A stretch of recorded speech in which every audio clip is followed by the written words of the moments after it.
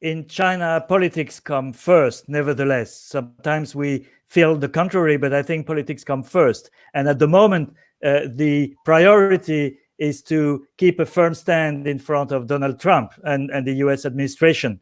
And so that's that, you know, they feel that the new Cold War is being set up by the US administration. And in that Cold War, you have to choose sides. And Hong Kong has been a thorn in China's foot for months now, particularly since the Pan-Democratic Party and movement has won the local elections in November. So that's the answer today. What will be the reaction from Washington?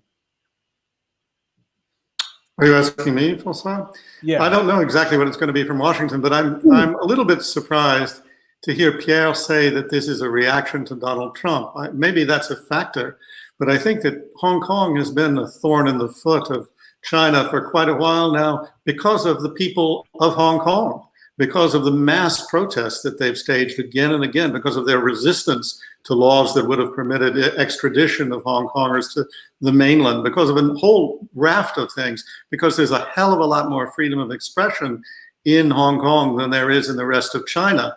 What this law seems to be doing is essentially extending the great firewall of China around Hong Kong, not only to react perhaps to Donald Trump, but to shut down the ability of Hong Kongers to communicate and interact the way they always have in for the last many years, and especially in the last couple of years. So I think that's really the problem. In terms of the reaction of Washington, yeah, the Senate and Congress may react. Trump is reluctant to do anything very serious because he doesn't want to screw up his relations with Xi Jinping even more than they are. But I'm not sure that anybody's really capable of doing anything effective. No, I think, you know, China and the US are actually playing a game that is going to force everybody to take sides.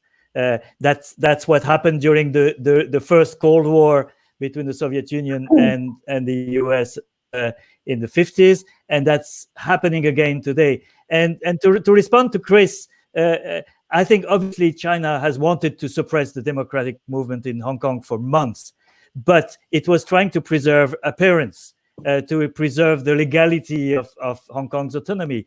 The fact that it chose a very visible moment, the opening of the assembly in Beijing, to announce this law is really aimed at the international community, saying we're not going to be intimidated, particularly to the US. So I think you have both the domestic Hong Kong problem, but you have China's stand internationally. And at the moment, I think the Chinese have made up their mind that there's not going to be a decrease of tension with the US, certainly not until the elections. Donald Trump is making China bashing his main argument in the election campaign. And so they take the side that they can go on the offensive also.